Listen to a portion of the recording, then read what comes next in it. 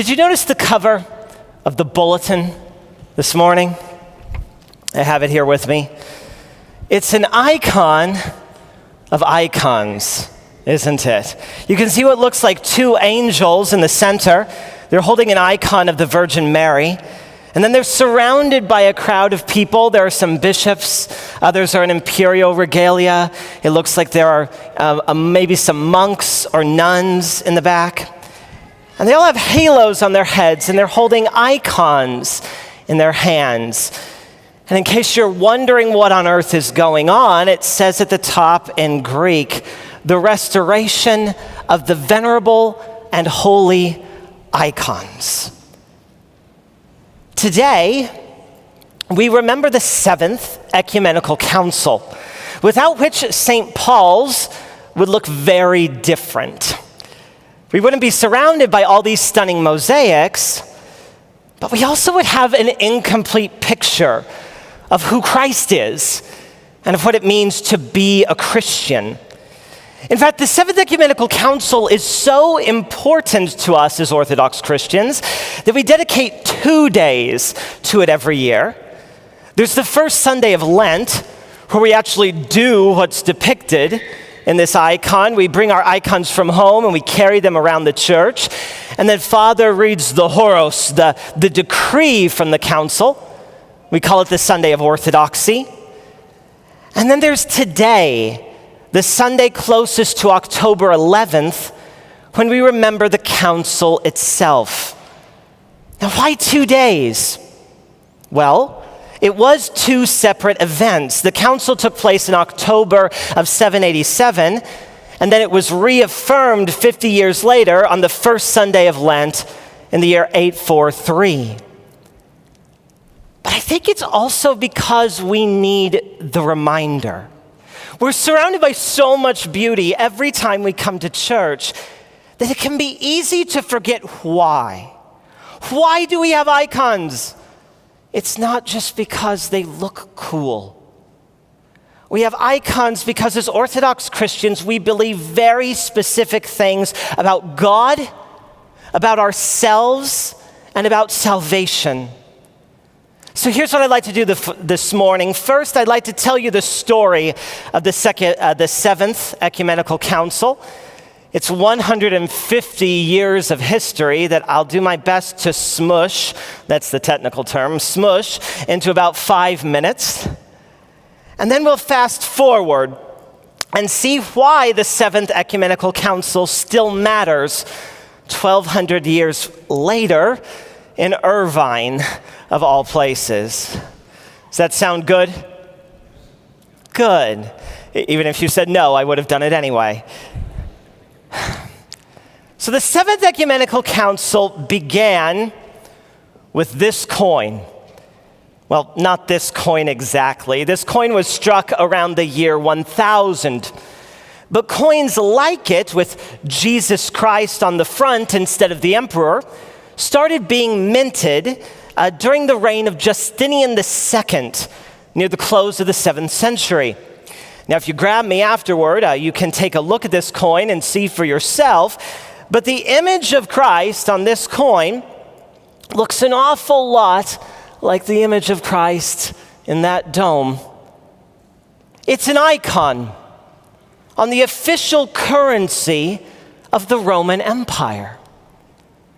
But there were emperors who came after Justinian II who didn't want icons on their coins. In fact, they didn't want icons at all, and they began to oppose them in official imperial policy. This began a period that modern scholars call iconoclasm, but the participants in the debate didn't call it that. That's a Latin word. They called it the economachy, the war over the icons. And like any war, it was complicated. Both sides called themselves Christians. Both sides thought they had the scriptures and tradition on their side, and both sides threw a whole lot of mud at each other. The Orthodox, those in favor of the icons, were called idolaters. Surprise, surprise. St. John of Damascus, who wrote the classic book in defense of holy images. He was called a betrayer of Christ, an enemy of the empire, a worshiper of wood, I like that one, and then a holder of Saracen opinions. Now that last insult linked John with Islam, which, as you know, had become a major force by the 8th century. Now the iconoclasts, those against the icons, were called all sorts of names too. Of all the Byzantine emperors, Constantine V was probably the most opposed to icons, and to this day he's known by his Orthodox nickname, Constantine V Capronimos. Now, what's the most G-rated way to translate that in church?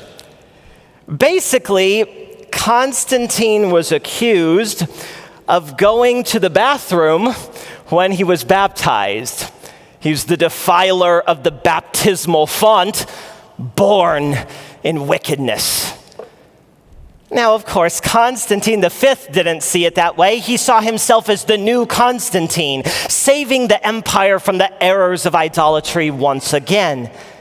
And he had an entire church council, or more like a local synod, agree with him. The synod said that Christ couldn't be depicted, so icons and the veneration of icons were heretical. Now, we would beg to differ, to put it mildly. But there is one thing Constantine's synod said that we would agree with, and that's that we, you and I, are supposed to be living images, living icons of God. Now, the war really heated up after Constantine's synod. There are reports that mosaics were dug out, that paintings were whitewashed over or scraped away, and that icons were burnt. Now, it's hard to tell the real damage, but what we do know is that the making of icons was banned, that some of the icons were removed from churches, including Hagia Sophia, and that many new churches were built in the 8th century without any iconography at all, just maybe with an image of the cross, more like what you might see in many Protestant churches today. It wasn't until Irene, the wife of Constantine's son, came to power that the Seventh Ecumenical Council assembled and reversed the decision of Constantine's synod. They reaffirmed that icons are essential to our faith, and then they shouted in unison what we shout every Sunday of Orthodoxy: this is the faith of the apostles, this is the faith of the Orthodox, this is the faith on which the world is founded. Now you'd think that would have settled it, but it didn't. Hard times fell on the empire after Irene died. And there are stories of people actually praying at Constantine's grave that he would come back and save the state. So the official position reverted to iconoclasm for another 30 years or so. And it was during this second wave that Theodore the Studite, a monk from the Studios Monastery in in Constantinople, he wrote so eloquently in defense of icons. I know that John of Damascus's writings on icons are more famous, but it was this book from St. Theodore that really helped me understand icons when I was becoming Orthodox. It's a little technical, but I highly, highly recommend it. And then on the 11th of March, 843, on the first Sunday of Lent, inspired by Theodore's writings, the Patriarch and the Empress Theodora led a triumphal procession from the site of Constantine's synod to the great church, Hagia Sophia. They reinstalled the icons, including this icon of the Virgin Mary that's on the front of the bulletin, and the icons were there to stay. That's a lot. But why does any of it matter? A skeptic would say, it's all political. This is one of those stupid controversies St. Paul told us to avoid in this morning's epistle reading. But rather than reading you the Acts of the Seventh Ecumenical Council, let me show you why it matters. Do you know what this is? Do you know what this is? This is my son Alexander eating a donut. I know I'm kind of a dad. I have a million pictures of my kids on my phone. I'm sure you can relate. But George, tell me, is that true? Is this really my son Alexander eating a donut? Of course not. No, George, it's not. Do you know what this is, George? This is 12,192,768 pixels in an RGB color space, taking up 1.5 megabytes of disk space. That is what this is. But it's also my son Alexander eating a donut. Why? How? Well, you can see all of Alex's cuteness. Maybe you could almost taste his chocolate donut. And see, that's how images work. Images are two things at once. One thing, in this case pixels, representing something else. Alexander eating a donut. So am I lying if I say that this is Alexander eating a donut? Of course not.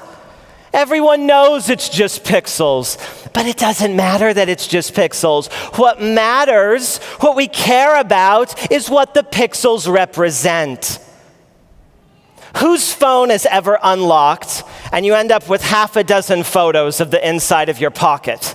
Is it just me? What do you do with those photos? You delete them. You don't even think twice about it. But when those same 12 million pixels are arranged in the shape of something or someone you love, you would never delete it. You'd back it up to the cloud and post it on Instagram and print it out and hang it on your wall. You might even say, I love this image, not because you love the image, but because you love what the image represents. Now, none of what I've just told you is controversial, none of it. One thing representing another, identifying an image with its subject, caring for or even loving an image because of who or what it represents. None of that is controversial. As a Protestant, I believed all of those things. I took photos, I used Instagram, I didn't think anything about it until it came to images of Christ and the saints. 10 years ago, if I heard someone say that this is Jesus, I'd be like, no, that's a picture. Or if I saw someone do this and say, I love Jesus, I'd be like, no, you're worshiping an idol. Now tell me, how can this be Alexander eating a donut and that can't be Jesus Christ? Is it because this is stylized and the other isn't? No. If I put an Instagram photo, a filter on this photo, it would still be Alexander eating a donut. How is it okay for me to love an image of my family, but it's wrong for me to love an image of my Savior? Is it because God is different than us? God is invisible, ineffable, beyond Instagrammable, if that's a word. Therefore, any image of God would give us the wrong idea of God? Well, no, duh. Of course it would be wrong to love a false image of God. But what if, I don't know, God became flesh? Then the invisible would be visible, and the ineffable would be effable, and the beyond Instagrammable would be Instagrammable. Then would it be okay to love an image of God? Long before I became Orthodox, I remember hearing a priest say, you'll never get the incarnation unless you get icons first. And that bothered me. What do icons have to do with the incarnation? Then it hit me. Being Instagrammable, being able to capture your likeness in an image and for others to respond to that image like it's really you is part of what it means to be human.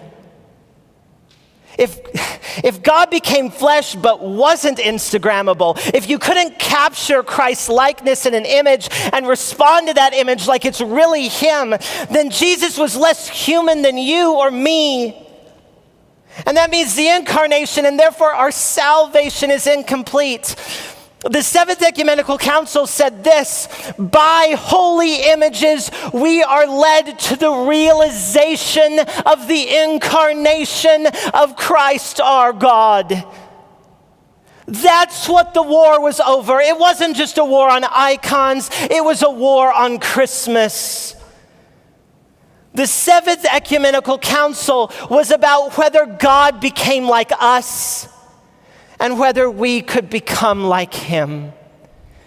Gregory of Nazianzus, one of the greatest theologians of all time, described the Christian life like this: let us become like Christ, since Christ became like us. I'm going to say that again. Let us become like Christ, since Christ became like us. That's the point. That's what the Seventh Ecumenical Council was about. That's what all the ecumenical councils were about. Without ceasing to be God, without even turning his divinity down a notch, Christ really, truly became like us. He didn't just look like us, he has the same nature as us. That's the Fourth Ecumenical Council. He has the same will that we do. That's the Fifth Ecumenical Council. He has the same energy. Basically, he does things the same way that we do them. That's the Sixth Ecumenical Council. And he can be depicted the same way we are. That's the Seventh Ecumenical Council. And if Christ can really become like us, then we really can become like him. Salvation isn't just about going to heaven when we die. It's about becoming like Jesus Christ. And I can't think of anything our world needs more than right now than that. Look at the icons in this room. Do you notice the halos around Mary and the saints?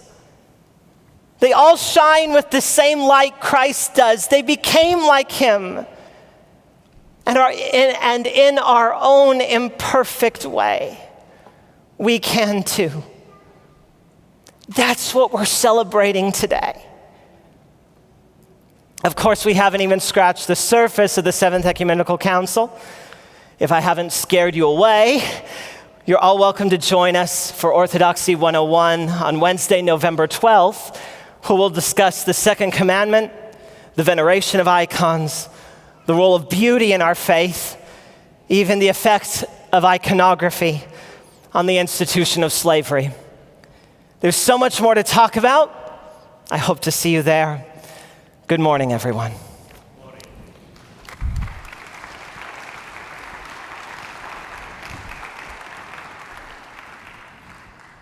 Mark, thank you very much. We love your enthusiasm. We love your faith. And may God continue to bless you and your whole family.